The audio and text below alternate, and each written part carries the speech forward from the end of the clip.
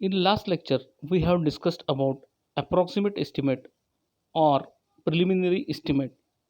In that, we have studied the different methods for approximate estimation like plinth area method, cubic content method, or unit service method.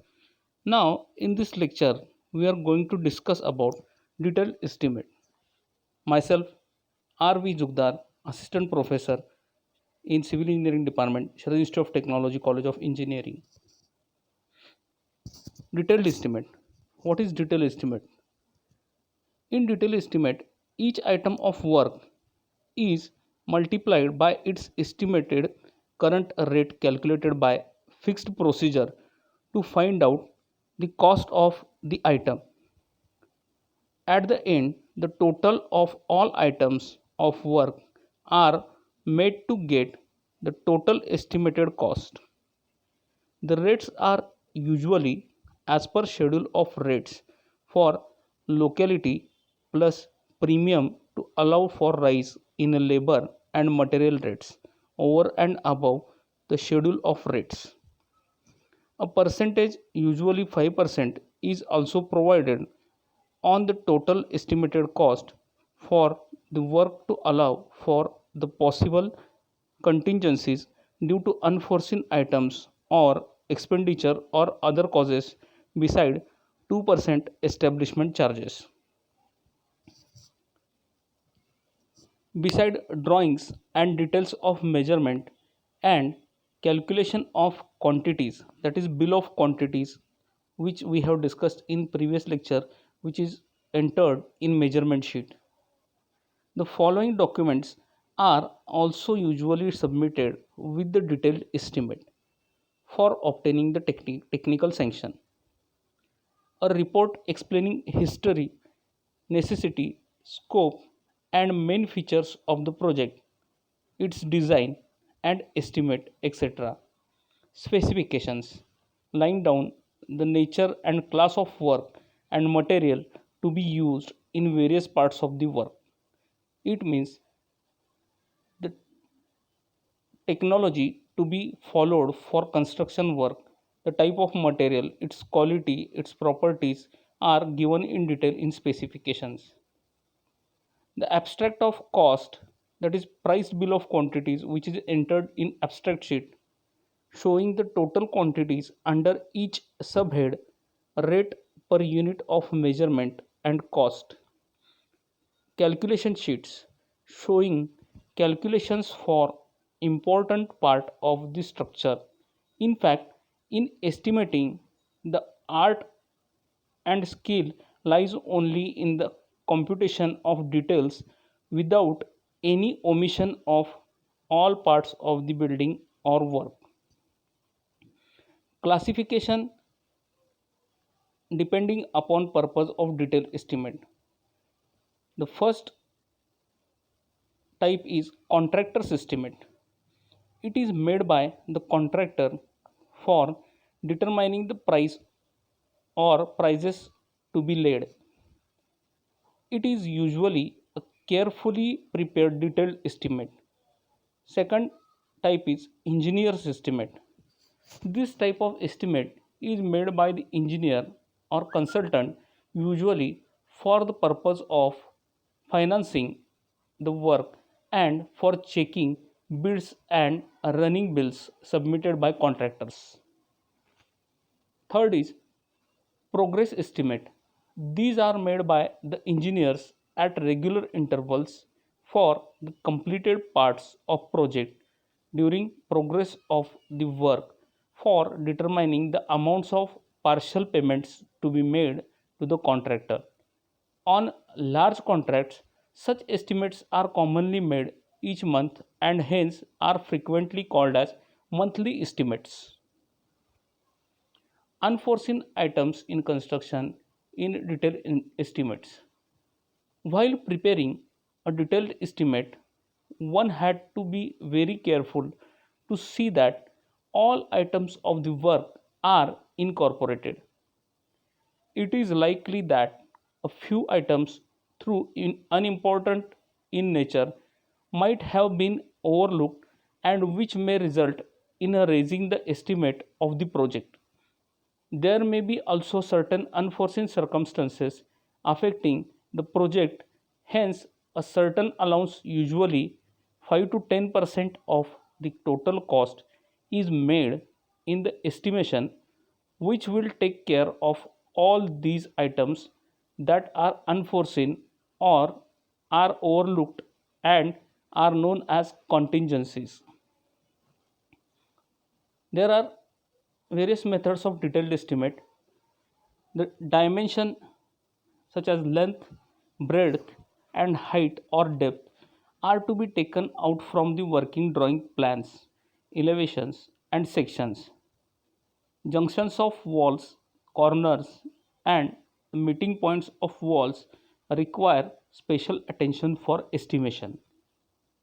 For symmetrical buildings, which is the usual case, earthwork in excavation in the foundation, foundation concrete, brickwork in foundation, and plinth and brickwork in superstructure may be estimated by either of two methods. First is separate or individual wall method, which is also called as long wall short wall method, and second one is center line method. Separate or individual walls method or long wall short wall method, this method is also called as PWD method, since it is usually utilized for building in PWD department, that is public works department. The walls running in one direction are termed as long wall, and the walls running in the transverse direction as short walls. Without keeping in mind which wall is lesser in length and which wall is greater in length, means either wall having large length or long length may be called as short wall or long wall. It doesn't affect on our calculations.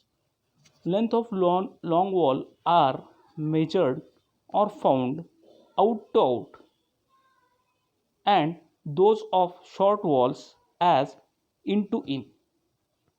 The different quantities are calculated by multiplying the length by the breadth and the height of wall. The same rule applies to the excavation in foundation, to concrete bed in foundation, DPC, that is damp proof course, masonry in foundation, either it is stone masonry or brick masonry, and masonry in superstructure, etc. For symmetrical footing on either side, the center line remains same for superstructure, foundation, and plinth. So the simple method is to find out the center to center length of long wall and short wall from the plan. The long wall length is taken out to out, that is center to center length plus half breadth of one side plus half breadth on other side. For similar type of walls, we can take two times half breadth from either side, but in this formula both are taken half half because in some cases the thicknesses of wall may varies. It is equal to center length plus one breadth in case of walls having same width or thicknesses. Short wall length can be calculated by the formula center to center length minus half breadth from one side minus half breadth from other side in case of walls having different thicknesses. For the walls having same thicknesses on either side, the formula becomes center to center length minus one breadth of item. Here breadth of item word is most important because it does not depends upon breadth of item at superstructure only. If we are dealing with foundation excavation, then we have to take that particular item width. If we are going for stone masonry calculation, we have to take that particular item for calculation. This method can also be worked out in quicker way as follows. For long walls, first of all, find the length of the foundation trench of the long wall out to out in the same manner as explained above. The length of the foundation concrete is the same for the length of first footing or first step of brick wall. Subtract 2 offset, that is 6-inch offset from either side, that is 12 inches in the foundation concrete from the length of trench or concrete. For second footing, subtract from the length of the first footing 2 offsets, that is having width of 2.25 inches, that is total 4.5 inches. For third footing, subtract from the length of second footing 2 offsets of 4.5 inches, and in this way deal with the long wall up to the superstructure. For short wall, follow the same method, but instead of subtracting and 2 offsets to get the corresponding lengths into in, we have to take it out to out. From this figure, we can get the idea. In this figure, for calculation of foundation, we have to add the half width of item, that is breadth, from either side of wall, and for short wall we have to deduct half width of item from either side. For first step of foundation, we have to add half width of item in a long wall of first step, and for second step of foundation we have to add the half width of item, that is second step item, in long wall. Second is center line method. In this method, the total length of center lines of walls, long and short, has to be found out. Find the total length of center lines of wall of same type having same type of foundation and footings, and then find the quantities by multiplying the total center line length by the respective breadth and the height.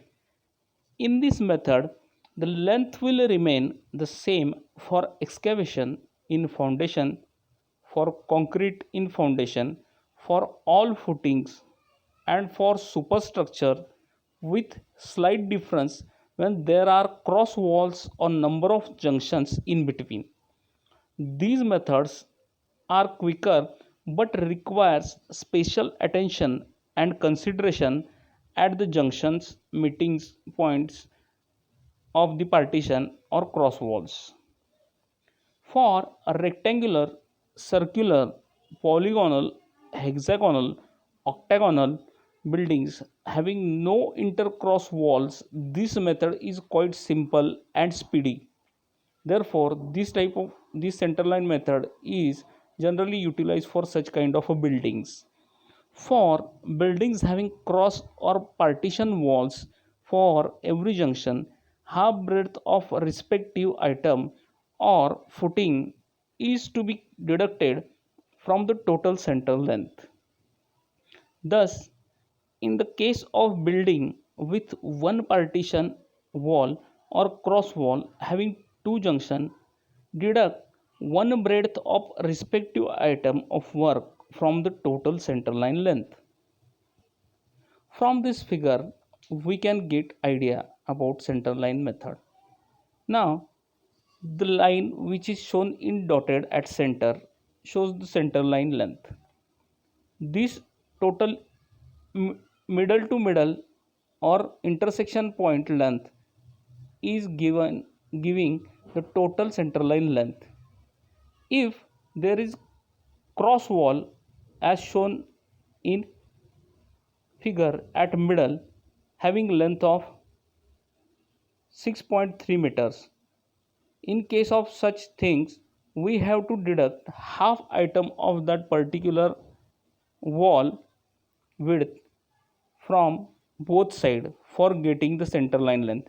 Means for getting center line length we have to add the long length, that is 10.60 meter 2 times 6.30 meter center to center 2 times, and 6.30 minus half width of item for deduction at B, and half width of item at deduction for A is deducted from that particular length of 6.3.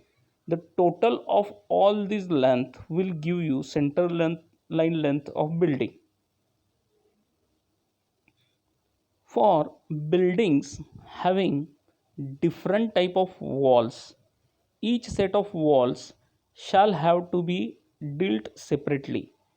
Find the total center length of all walls of one type and proceed in the same manner as described above. Similarly, find the total center length of walls of second type and deal this separately, and so on. Suppose the outer wall, that is main wall, are of a type and inner wall cross walls are of B type, then all A type walls shall be taken jointly first, and then all B type walls shall be taken together separately. Means if thickness of wall is separate or specification given for wall is different, then we have to take that two walls separately for calculation purpose, because the both walls having different widths and it may vary the amount or quantity of item.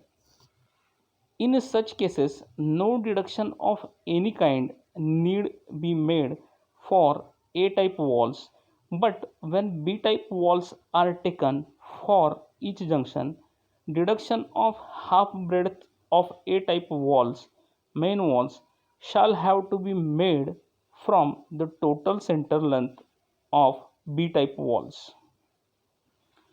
At corners of building where two walls are meeting, no subtraction or addition is required, because it will nullify, because both squares having same area and volume at the corners.